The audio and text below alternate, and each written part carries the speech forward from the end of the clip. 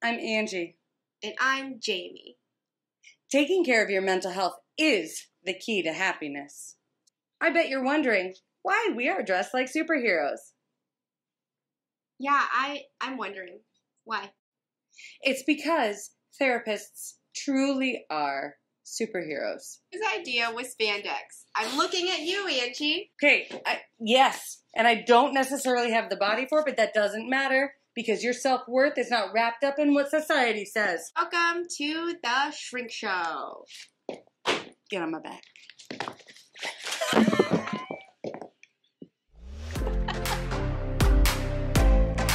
Wearing pants is a hassle.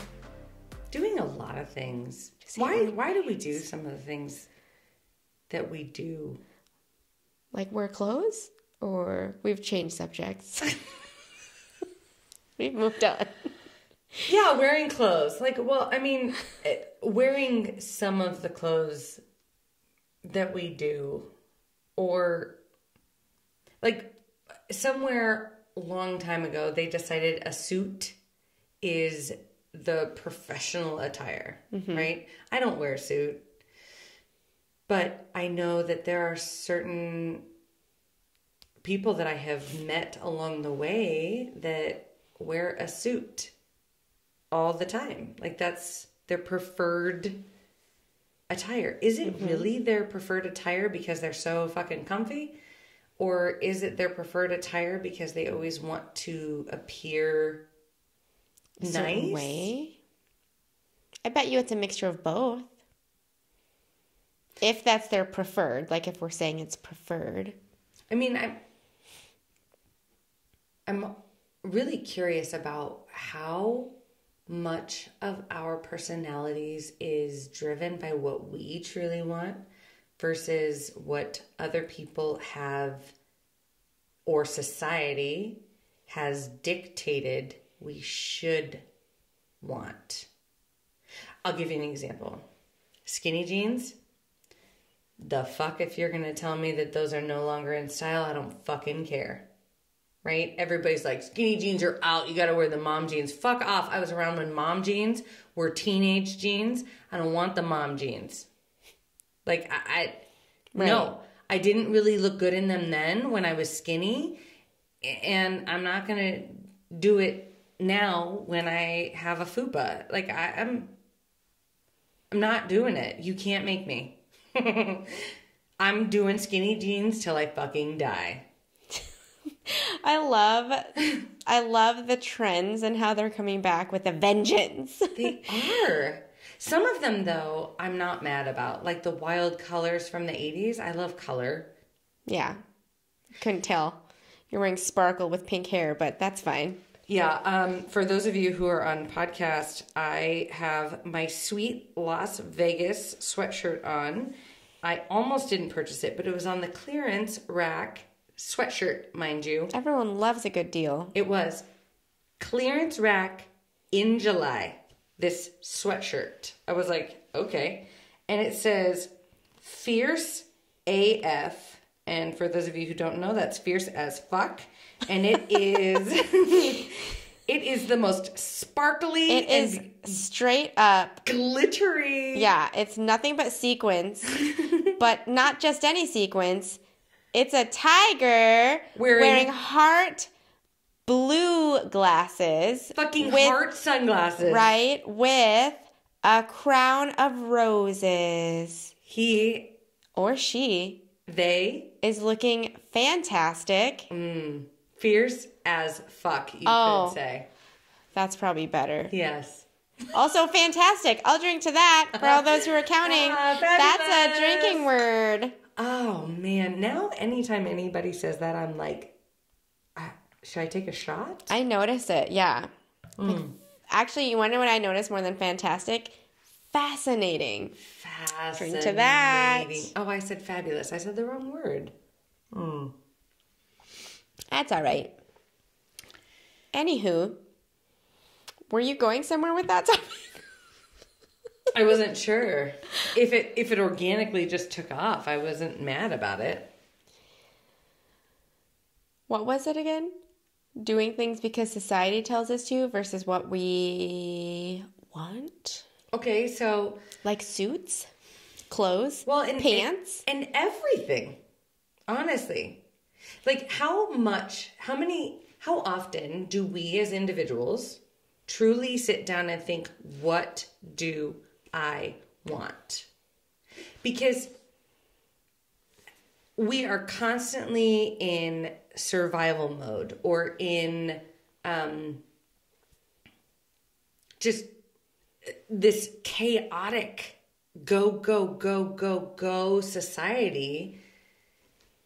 We're inundated with information and do this, be this, think this, hate this, love this, you know, even just watching television anymore. You remember Wall-E?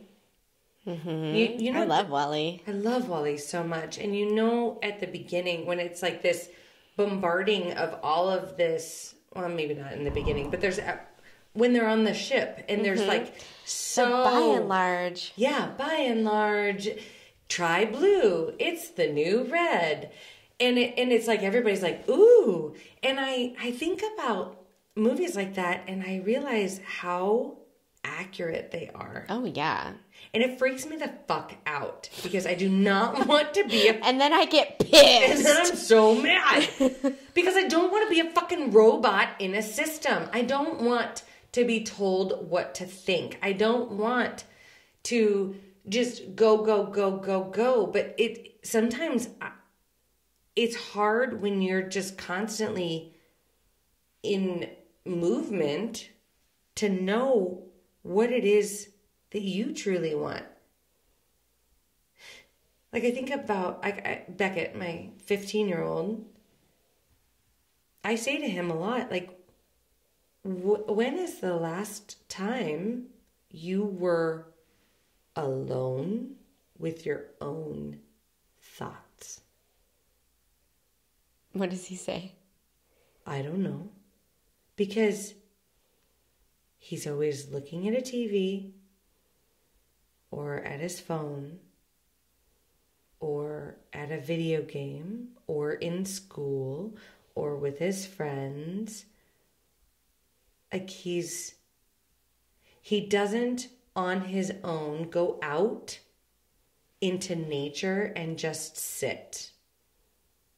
Oh. No one really does that anymore. Especially, I would say, our kids. And that's one thing that I feel like is a huge reason why we're seeing so much chaos in our school systems. Nobody's processing any thoughts. Yeah, they're just getting thrown information by a screen. So then what the fuck? How do I know what I think? I mean, when I was a kid, when I lived with my grandma, I had a lake and a forest.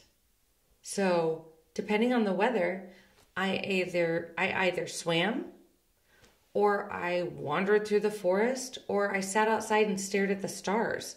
I mean, what the fuck else are you going to do? It was the goddamn 80s. There's nothing to do.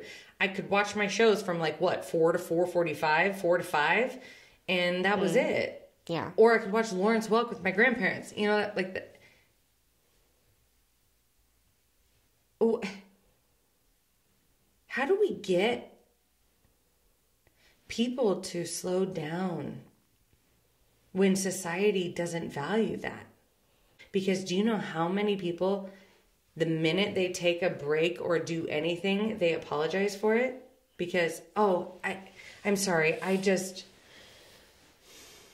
they don't want to look like they're not working hard enough. Right. They feel guilty if they're not working hard. Why? Why do we feel guilty? Why do we feel like we have to fucking break our backs? Why? How do we break free from that?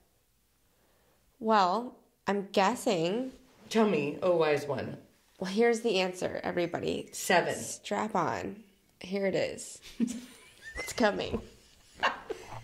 And I'm going to take a break. We're going to take a quick break, y'all. I'm just going to take a little sip of my juice.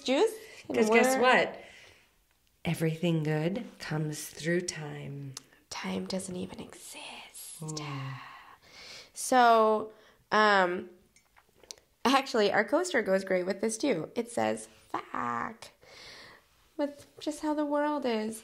I think for a lot of people, what you're getting at that makes me think of, and tell me if this is also the direction, is we've lost the ability to critically think or to think for ourselves. We just, because of social media and just the, we only read the headlines, we don't read the article kind of thing, and we just pass a meme and assume it's correct. We just get very stuck on, I like that person, I'm siding with them. Or I like this group, so I don't like you because you don't like that group.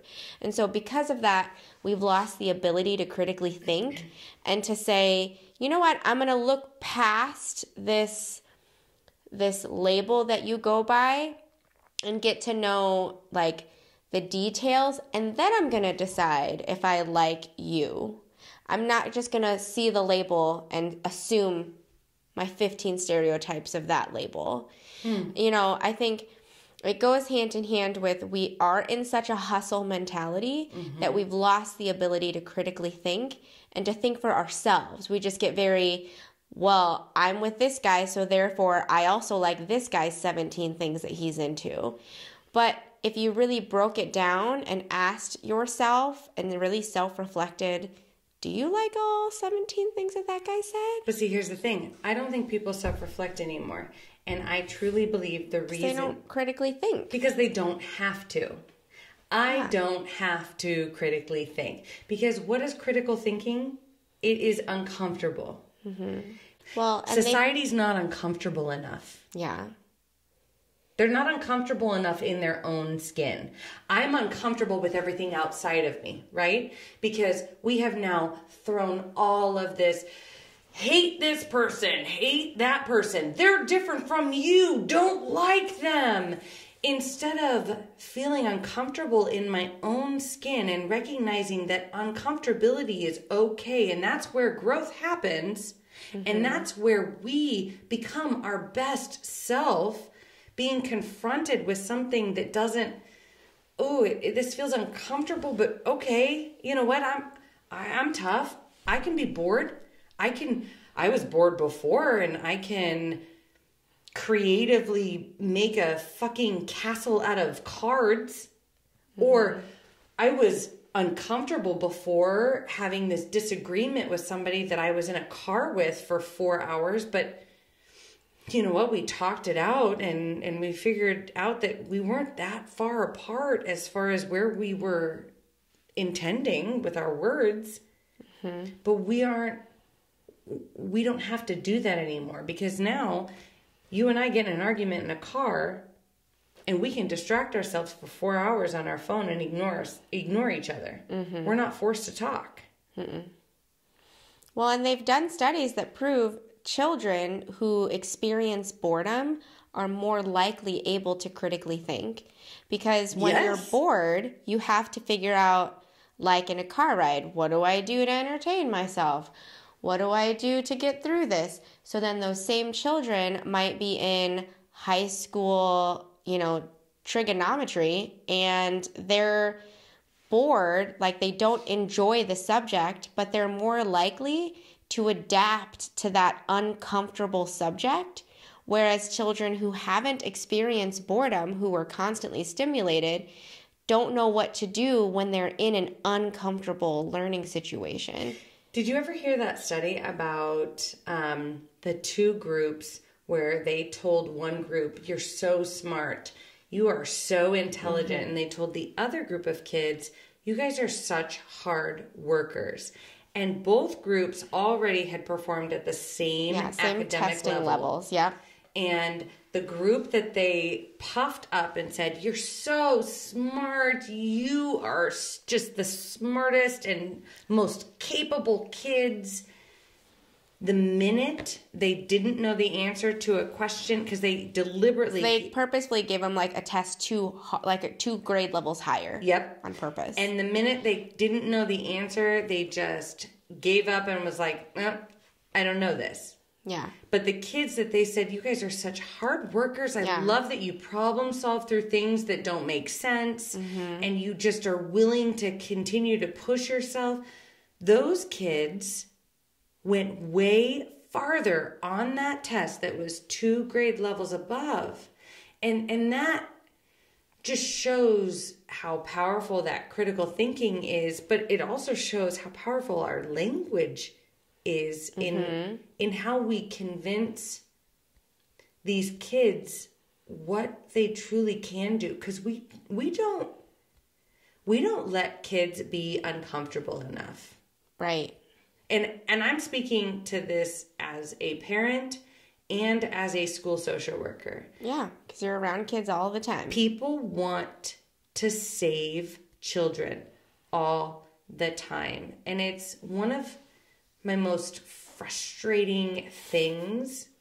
Yeah. Because I just remember, and I've told Jaime this story, but I remember this time when Finnegan was 18 months old and he was climbing up on the stool, and I knew his physical capabilities. He is just very sure. His gross motor skills through the roof from the moment he was born.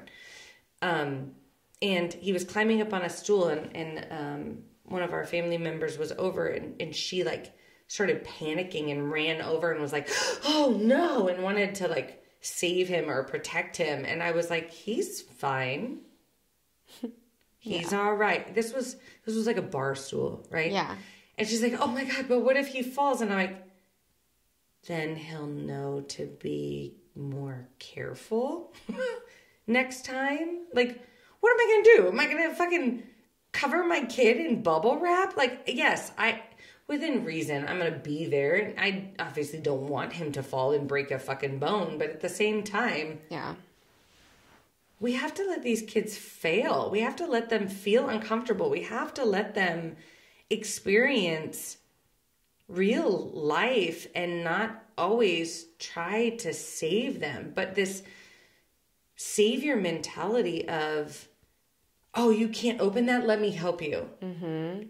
But then, so there's 2 different directions I want to go with this. First direction, the parents who want to save their children from the idea of falling off that bar stool, from believing that they're not smart enough because they're the parent who would focus on, yeah, you're so smart, you're the best, which are good words. It doesn't mean you shouldn't say that to your children. But the important part is, why is it that you are saying that to your children? What is the worst thing that could happen if you didn't save your kids from feeling uncomfortable?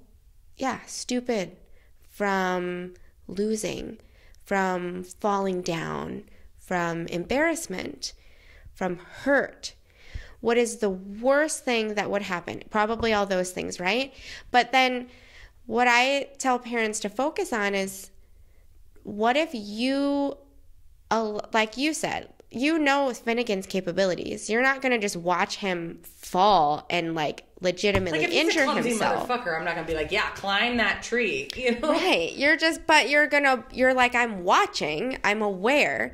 But if he does fall and hurt himself, you get to be that stable person in his life who picks him up and says, oh my gosh, that must have been scary. I'm here for you. You want to be that consistent person who says, that must have really hurt. That was really scary. And you're safe here with me. And I'm here to make sure you're okay. And maybe we just don't climb this anymore. Or let's go play with this toy that you can climb on. If you are that stable person for this child, imagine how safe that child feels knowing that they can try and fall. Mm-hmm. They can try and fail. And they always have you to scoop them back up and say, yeah, that was rough. Mm-hmm. That was hard. Because you acknowledge it. You don't just say like, oh, don't be sad. Like, you don't have to negate how sad or upsetting the situation is. You just be like, yeah, dang, that was hard. And I'm right here for you. I'm cheering you on. And how often do we as parents not prepare our children for adulthood? I even see teachers doing this too, where I'm just like, okay, what we need to think through is, what are we teaching them? Mm-hmm. If you're having a hard time and you're crying, I get it.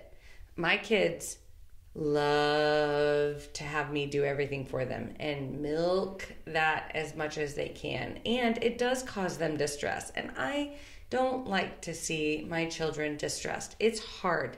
I have to sit in my own discomfort, watching them be uncomfortable so that they can realize how strong they truly are, and they can realize what they are truly capable of. Right.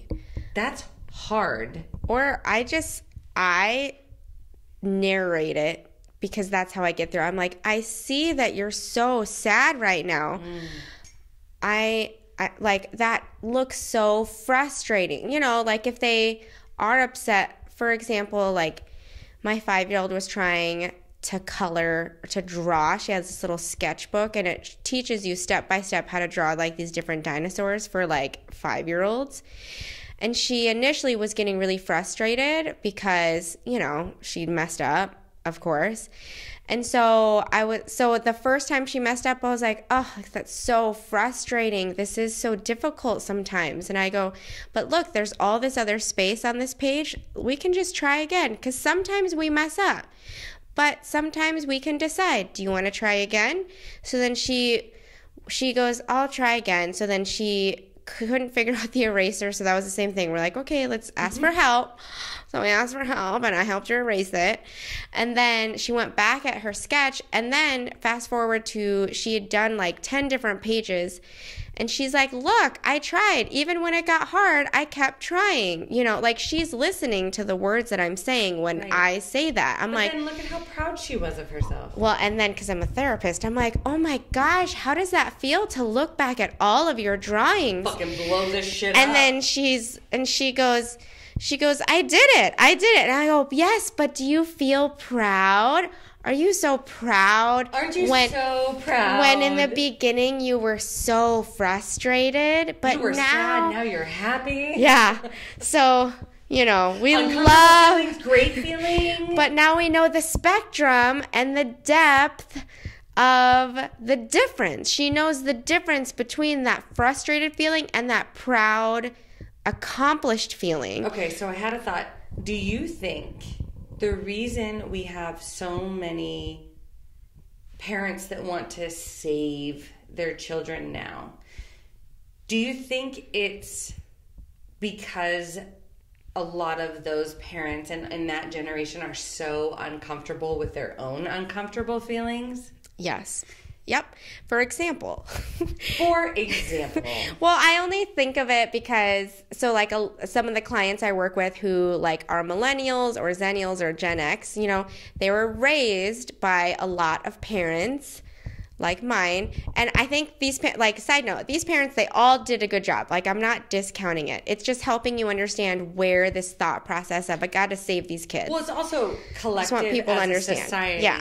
Emotions have become more talked about, yet weren't fully understood by that generation. Yep. We talk about emotions, but we don't understand them because they weren't talked about to us as children. Right. So then the education system is also not really talking about, I mean, they're trying. Because the only thing that was taught to us, at least like me as a child, was like, just be happy. Just be happy with what you have. Just be happy. Don't be sad. Don't be jealous. Don't be sad. Don't be mad because you have this. It could be worse, right? There are children starving in Africa. There's always someone who has it worse, so you shouldn't ever feel bad. Like, it wasn't as bad as this person, or this person's mom lets me do this. Well, it's not as bad as this. I could be worse. You know, like all those, it just negates the experience of, but I'm still frustrated at the situation. Because as a collective, parents nowadays were raised with so many people negating their experience, negating their feelings, that they feel like, now that we're talking about feelings, yes, but if we don't know what to do with them, I think these parents are now trying to raise their kids with the mindset of, I remember not feeling heard and not feeling important and feeling like, and like being jealous, but I was never allowed to be jealous. So what am I going to do? Make sure my kid never feels fucking jealous. So participation prizes for all, right? Because I know people bitch about the participation prizes like that's so stupid, blah, blah, blah, which I get. I mean, I think it's kind of dumb too. They annoy the fuck out of me. But, I'm sorry. But I'm a very competitive person. Like, there needs to be a distinct winner, and it's always me. Right. Obviously, especially if it's in like the 100-yard dash. Fuck you, I'm gonna win that every fucking time. Maybe not now, but at a time in my life, in my younger years. But that one time during that one race, you know what? No, fuck it was more than one time. Fuck off. Okay, I was a hard worker. Okay, wow, we've struck a nerve. Someone's hurt inner child's coming out. Whoa. No, but you're 100% right, Jamie, because it's like we wanted to feel heard, but we didn't. And so now there's permission societally to have I'm big bigger, feelings. Because I'm a grown up and I get to write the fucking rules. Well, but not even that, because even the generation before us and before that and before that, they were all trying. They were all trying. Yeah. But there was a switch. There was a collective switch where it was like, emotions are valuable. Let's talk about them. Let's make it mainstream. And then we're like, cool, they're great. What the fuck do we do with them? And so then it was okay. My kid's crying. I don't have to say, stop being a pussy, rub some dirt on it. I can be like, oh, Billy, what's going on? And then it becomes this coddling and this, I'm uncomfortable with you being uncomfortable. Yeah. And so I'm going to give in and give you whatever it is that you want to make you happy. Because, again, we were also told, just be happy. Like, happy is the ideal emotion. Right. And what I try to teach clients is happy is not the ideal emotion. We want the full rainbow of emotions. Because emotions... Acceptance is the emotion. Yeah. Well, because emotions don't last forever. You want the ability to feel happy. And you want the ability to feel sad or mad or fearful when it needs to be. And if you can just feel it. Just like the cycles of the moon, we are never going to grow if we aren't thrust in that darkness of a new moon, right? If we aren't pushed to that uncomfortable level of being bored or having somebody say something that we don't like or wandering through the forest feeling lost and finding our way out, whatever the circumstance is, we have to feel that emotion in order to grow and evolve to this full moon where we are in our light and we are feeling big and bold and we can see. And it's this cyclical thing, yet because we're so uncomfortable with those dark moments, we always cycle and think, I'm a failure and I fucked up and I screwed up. And then we do that same thing for our kids. And it's like this,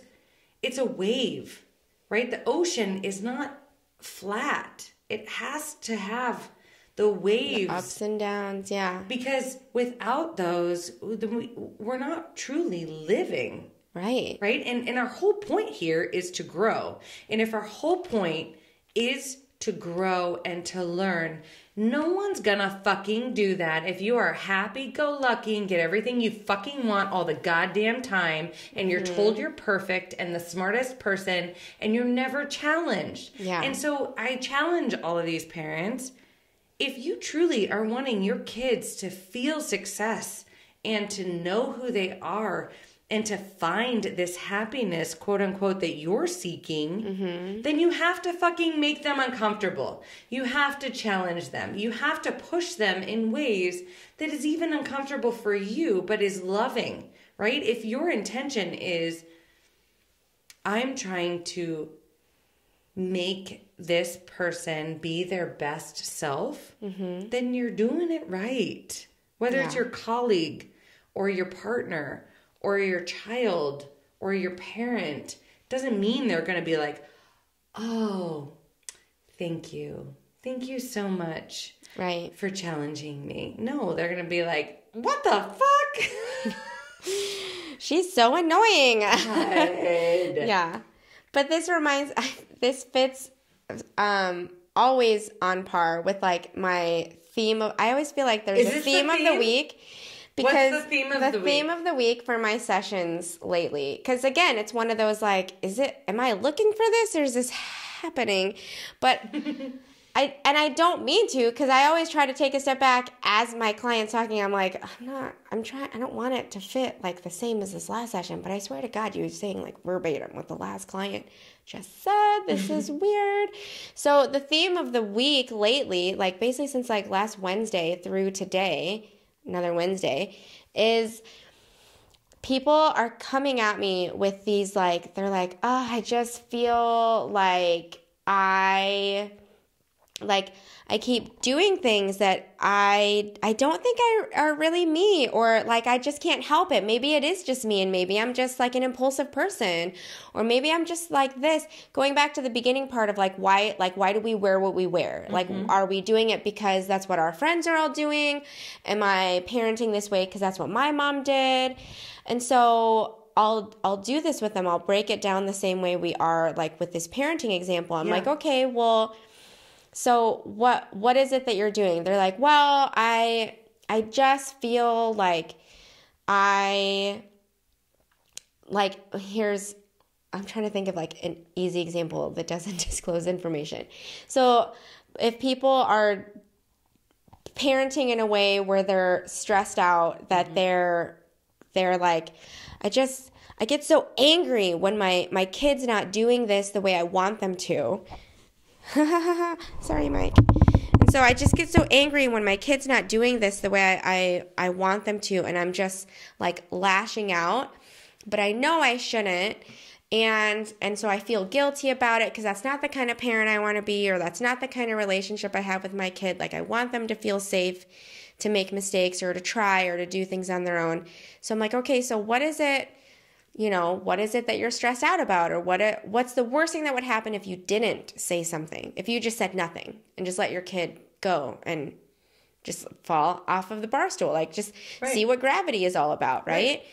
And it's typically that. They're like, well, like I would feel embarrassed because other parents would see that. Or I would feel really bad because my kid would feel sad, or I would feel guilty because I should have done this. But a lot of it, negative feelings. Like, I would feel bad in some way, shape, or form about that, right? And so I would feel grateful that I was there to help them afterwards. Right. Or I would feel blessed that, that they learned a great lesson, Right. And that's what I try to explain is, think about when, because I would be like, well, was there a time ever in your life when that feeling, that shame, that guilt, that, oh, I really messed up, that embarrassment, everyone's staring or judging me, did that ever happen in your life? And frequently, often. And then frequently we could backtrack who can say no? Well, not my clients. So then, and no one I've met in real life either. But, we would backtrack it to, a lot of times it came from childhood. It came from a childhood fear of, well, when I messed up as a kid, I was like told I shouldn't feel that way, or I was told like it's not a big deal, or I was hit Or I was sent to my room and like I was just ignored, and all I wanted was just someone to tell me it's going to be okay. And usually that's all my grown-up clients wanted to hear as a child. That's the consistent message is I just wanted my mom to just hold me and tell me it's okay, or to tell me, you know, that's too bad, or just explain to me why I'm getting in trouble for this. But instead I just got sent to my room, or instead I got hit, or instead I was told it's not that big of a deal, don't be that sad about it. And so a lot of times I went back to a place of childhood, and it instilled this place of I can't make any mistakes. So this inside voice in my grown-up head is going to sit here and micromanage everything I do and everyone around me, particularly my children. Yep. And I'm going to micromanage it so because they're a reflection of me. Yep. Or I'm an extension of me. Yep. Or I'm going to second guess everything that I do, because if God forbid I make a mistake, everyone will see that I am unlovable. Also, they'll see that I'm not perfect. Don't want them to feel unlovable for making mistakes, so I will prevent them from feeling any mistakes. Uncomfortable. Yeah. So it's really trying to reframe for my clients and for listener, the purpose of making mistakes is to learn. And you cannot learn without making mistakes. Like think about when things are going fantastic. I mean, anyone. Think about a moment when you're like, fuck yes, I was on top of the world. That felt good, yes. Did you grow? Were you pushed to your limits in ways that forced you to level up? I would say, and there's probably somebody out there that can be like, fuck you, I did. But I would say 99.9% of people are like, no. Because when you're on top of the world, you aren't being challenged or pushed. Well, those are the cases where I say we either learn because we wanted to. But see, that's not being pushed in my mind. But like just learning a life lesson, like, and this is maybe like parenting styles like this, like learning how can I support my kid? Like if you learn it because you want to versus someone saying, hey, you should do this. Because if people are told to do something, we don't typically just follow it. We don't typically learn something because we're told we should learn it. Right. We only learn things through mistakes or if we want to learn differently. Right. Because we see that it's a problem. Yeah, because we've seen this way is not really working. Or I don't know, let me ask someone who's done it. I like what you're doing over here. Help me. Right, but that's that self-reflection. That goes back to that boredom of critical thinking. I'm going to critically think. And in order for me to critically think, I have to have, at some point in my life, realize the benefit of being uncomfortable. Asking for help. Being humble and saying, so I don't know what I'm doing. Nobody knows. But I see that you sort of do. You look like it. Pointers? What the fuck? Do you have a roadmap? And like, I even struggle sometimes. Poor Juno. I think about, okay, here's I'm a side note here real quick. She is powerful and incredible and a force to be reckoned with, which sometimes makes her a difficult peer to be around for some of her same age group. It takes a very strong young lady to see the benefit of Juno. Okay, we had a neighbor girl at one point, and Sloan had come over and was like, hey, and I was outside. Is Ellie out here? And I said, no, I don't think Ellie's home, but Juno's playing around back if you wanted to go play with her. And Sloan looked me dead in the eye and was like, no, I'm good. And went home. And I, as a parent, am like, do no. Like, I don't want you to not be liked by your peers, right? Right. I don't want you to be seen as kind of the bitchy chick, right? But she is, and she's demanding and very bossy and knows what the fuck she wants, right? And so as a parent, the reason this connects is sometimes as a parent, I want to save her. And I find myself being like, honey, you have got to figure out how to interact with people. But then I also struggle because I'm like, but she'll figure it out when she's made uncomfortable. But at this point, she's not reached that point of being uncomfortable. Yeah. And maybe she'll never reach that because this is who she's meant to be in the world. She's already a fucking boss. Mm-hmm. And she's like, I know it, so why am I gonna, be less than? Yeah. I have a nephew who's like that. He's just like, I don't care. Right. And he's a teenager. He's like, that's fine. And there are certain personalities and things where they don't care. I struggled with this too, with like, our teenager. He doesn't give a shit about the way he appears. Like he'll walk out of the house with the worst bed head and, unbrushed teeth and 3-day slept in and worn clothing. And we're like, motherfucker, get back in the house. Like, what is happening? What are you doing? But then I also, as a parent, sometimes I'm like, where is that line sometimes? I guess is what I'm asking. Like that line of when do we let them mess up and when do we correct them?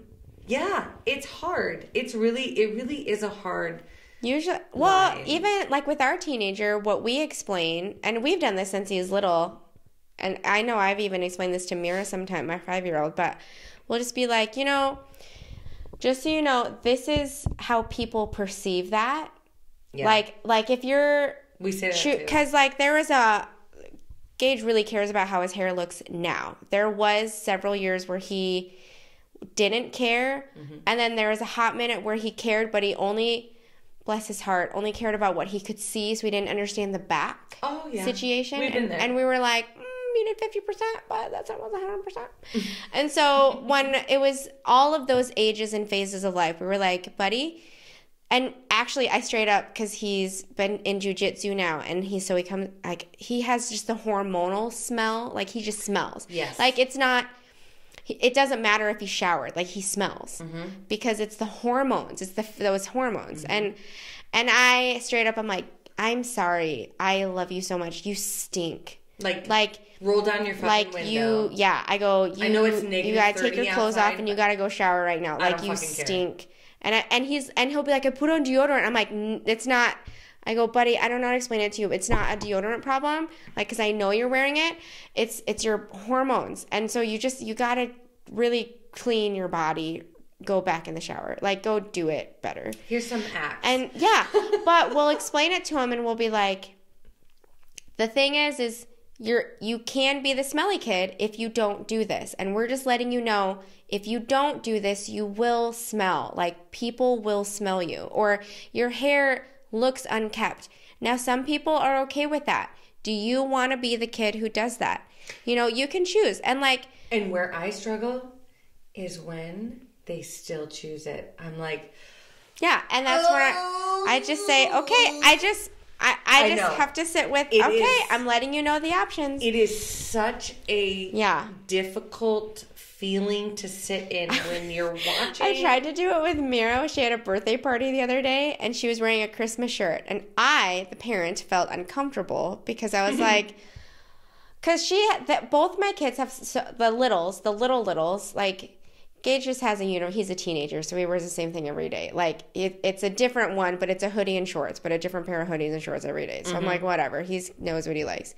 But the two littles, they have all these cute clothes, and they wear the same, like, 3 shirts to the point where I just purposefully won't put away clean clothes to make them have to fish out new clean clothes. Oh, my God. My kids But then but then they're just like, no. So anyways, we were going to a birthday party and where I was going to meet other moms, and I was like, okay, let's just like make a nice, decent impression with these strangers. And I'm like, Mira, could you, like, maybe you could change your shirt, you know, and like not wear a Christmas shirt, like if you want. I mean, that'd be great. Just go upstairs and change your shirt, please. So I fucking love that she had a Christmas shirt on. And did she go to the birthday party? Okay, so side note, she wears Christmas shirts to school. Like, presently, she wore one today. Oh my like, God. She wears them all the time. But no, this is what she did. Obsessed. No, this is what she did. So she goes, I don't want to. I want to wear this shirt. And I go, Mira, I just thought it would be nice to go to a birthday party, and you wouldn't. And I was like, but you know what? You're right. And I want you to wear what feels good on your body. I was just dying, and I was saying it much nicer than I am sounding, but in my head I was like, and out loud I was like, Mira, I want you to feel good in your body and the clothes that are on your body, but mommy just doesn't want to be judged by other moms. Oh my God, it feels so good. And what's funny is I guarantee you none of the moms notice, because she goes, fine, I'll go upstairs and change. And I'm like, that'd be great, thanks. And so then I was like, God bless it, but whatever, whatever. So she went upstairs. She comes back downstairs in another Christmas shirt. God, I love her. And I went, Mira. I straight up went, why did you put on another Christmas shirt? And she goes, well, I like this one. And I go, I love it too. Let's go. Get in the car. Get in the fucking car. You know what? Hold on. Wait to get in the car. Mom needs to go upstairs and change into my own Christmas sweater. I know. Next time, fucking do it yourself. If you're my God. Balls to the wall. Was like, but not a big deal. It's like, again, choose the hill you're going to die on. It's not that big of a deal. And that was a minor one in comparison to, like, when do you let your kid fail? Okay, but is that minor? Because I've seen parents, aka my husband. Well, parents, actually, I learned from the preschool kindergarten teacher that they're like, Mira wears the best clothes. I go, she dresses herself every day. Yeah. But I don't think any other kid, because no one wears as eclectic clothes as she does. That's for sure. Right. But I don't mind eclectic. I don't care. At all. You want to wear... My fucking neighbor kid, Jack, he's the funniest kid on the fucking planet. Homeboy will come over and ring my doorbell in May wearing a fucking T-Rex light-up Christmas sweatshirt. Mm-hmm. Shorts, but his sister's shorts. Like, so they're pink and short. Mm-hmm. Okay? He'll be wearing one rainbow galoshes. I say galosh. Galosh? Galoshes? Galoshes? Galoshes. Rain boot? Let's go with boot. All right. One rain boot on one foot and a fucking, like, Spider-Man goulash slipper. Is the food. Goulash.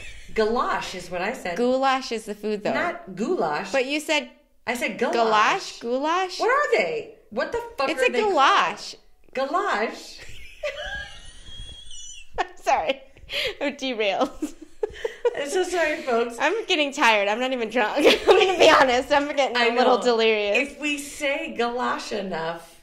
Galosh? Galoosh. Galosh. We are so tired. I'm tired. Oh, okay. Anyway. Anywho. But he will come over and all of that, and he doesn't give a flying fuck. That's my daughter. The other day at school, she wore like a Halloween t-shirt with a flower skirt, 2 mismatched knee-high socks, because that's all she wears is knee-high socks, snow boots, and then she was wearing, we got the kids like these neck pillows. Did she have pants on too? No. Because she wears knee-highs with a skirt. She hates pants, just like her mother. Pants are the worst. I'm wearing leggings, but yeah, if I could choose, I would wear shorts every day, all day. I hate like pants. sweatpants. And I don't so even my like kids- sweatpants. I would wear shorts over sweatpants every day. Oh, my kids are obsessed with sweatpants. But she was wearing a neck pillow, like, as an accessory. How does one wear a neck pillow? Well, you know those, like, airplane pillows? I know what a neck pillow is. But she had it I'm on. confused how one wears that as an I feel like it would fall off. Did it have the strap in front? No, it was made for kids. It's her size, so it fits perfectly and it stays. It stays. Yeah, I'll send you a picture. Fucking trendsetter. But she wore it, and like all the teachers saw, and they're like, "Oh my god!" And I go, "It's a part of her outfit. I'm sorry if you need her to take it off." And they're like, "I guess it's fine if she wears it," and because the teachers have caught on, like she always comes to school with some level of an accessory or a 7, and like. Just outrageously matched clothing, and they're just like, we'd love to see what she's wearing today. But they're like, not many parents let their kids do that. And I go, you know what? They don't get a lot of choices at this age. So that's the one hill I'm willing to die on, except for that one birthday party. That was the one time I was willing to die on said hill. And I lost. The nice thing about my kids is they get dressed for school while I am at work. So they just wear whatever the fuck they decide to pull out of their goddamn drawer. Yeah, I mean, I take them to school. I let them get all dressed, but yeah, it's eclectic. But it goes back again to, Parenting. And emotions. And critical thinking. And critical thinking. And it's okay to, allow other people to have different ideas than you, and you're both right. You're both okay. And I think that's a huge piece that I really want to end on is, like, in that example that I told with Juno and her friends, that making my friends uncomfortable like that, or making anyone uncomfortable like that, always made me uncomfortable. Now...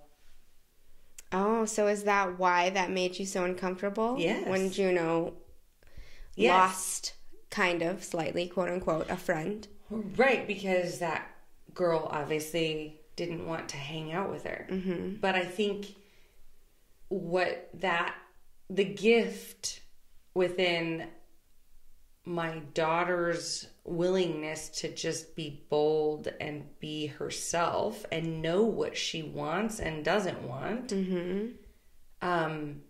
was for me to kind of look at and heal my inner Angee. Yeah. Like, why am I uncomfortable? Oh, because you're learning from your child. Yes. From your actual little girl. And I think if we can continue to do that as parents, it is not my job to solve all of my kids' problems. It is not my job to figure out life for them.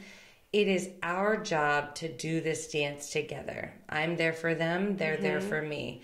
I challenge them. They challenge me. I, hold them. They hold me. There's times where, like, I'll start crying over something, and Juno is the one. She's always like, fucking goddamn magnet. She just stares at me like, you crying, Mom? What's wrong? But she means it in the most loving of ways. And then she'll come and be like, you want a hug? And like just snuggle and give me like the best hug. But when we as parents can let go of this idea that we are the savior of our kids, it's ultimately, if we're wanting to save our kids, we're wanting to save our inner child. Always, so we equally need to give our inner child the same love and affection that we're giving our kids. Yeah. I would just say be consistent. Like our kids just want us to know that we are consistent. Because I think that's all we wanted as kids too. We wanted that consistent attention, that consistent feeling of love. And if we were, if we felt loved, yes, because like overall, if we didn't have like an abusive or neglectful childhood, overall we felt love consistently. But every once in a while, it was too much. Like, stop that crying. It's not a big deal. You should just be happy with what you have. You know, that inconsistency was just, it was confusing for us as children. Well, so, and I think even to your point, kind of just that permission to have those big feelings. Yeah. Like, it is okay if you're sad that this person didn't want to spend time with you. That does suck. Yeah. And that is okay. This does not have to be a moment where I am criticizing how you are as a friend. Mm-hmm. This doesn't have to be a moment where I'm like, well, you fucking deserved it. You were such a bitch, right? Yeah. And this doesn't have to be a moment where I have to say, yeah, fuck her. She's an asshole. Nobody needs her anyway. This can be a moment of just holding space. Mm-hmm. And allowing our children to figure that out. We don't have to figure it out for them. I'm not doing all their goddamn school assignments. And if you are, then you need to second guess your parenting style. But if you aren't, then recognize you don't also have to figure out all of their life assignments. Right. And their emotional assignments. Let them figure them out. Yeah. You've guided them. You've given them the instruction. Yeah, give them the options. Yeah, even for a teenager, we're like, you need to check to see if you turned these things in. And they're like, well, I did. And I'm like, well, it says it's missing. Right. And they'll argue. And I'm like, well, again, are you the kind of student that just is going to assume that you did it and not check your grade? You can. The consequent, though, is your grade isn't that good because it says it's missing. Right. But just letting you know. And the same thing with life. Like, if we can apply that same mentality to everything in life. Mm-hmm. All right. So I've told you what's expected of you societally, like how society might react to you, right or wrong. Yeah. I mean, what can you live with? Can you live with that? That's fine. Do it. Do it, and I'll love you no matter what. I'm just letting you know the options. Right. I think that's what parenting really is. Right. Being consistent. Oh, and at the end of the day, I love the fuck out of those little fuckers. I really do. I do. Your children? Oh yeah, my children. That's what also I'm my about. Kids. Also my children. No, I do. I love them so damn much, and it's like they're the most stressful job I have ever had, but also the most fulfilling job I've ever had, and the most exciting job I've ever had. It's like from one day to the next, I really don't know what the hell is going to happen. Yeah. Kids are brilliant, and they really are the windows into what we need to fix within ourselves as individuals, as groups, and as a society. Well, yeah, because, that makes me think. I always say, whatever triggers you most about your kids is likely something that you did. So as a society, what we get mad at the younger generation for doing, what does that say about us? Yes. Meaning, are we reflective, not on some level, of what we are griping about that previous generation and doing? Yeah. Like, are we upset that this younger generation is outspoken and we had to follow the rules? Right. That might be frustrating. Yes. Yeah. That might be frustrating. Triggering. Holy shit, that was so brilliant. A light bulb moment right there. Thank you for joining our self-reflection story hour. Yeah, and honestly, like I enjoyed this. Yeah, we went into this blind. Thanks, listener, for really following us on this roller coaster of a podcast episode. Just like parenting, go into it blind and walk out with an epiphany. With a Christmas shirt. Fucking yes, a Christmas shirt epiphany. I love it. Mugs. Mine is sip back and relax. Oh, sip. Which, I mean, we could say that about everything. I could just sit back and relax, because as long as I am doing and being my true self, as long as I'm not hurting myself or others, then I can just sit back and relax. And also, I will.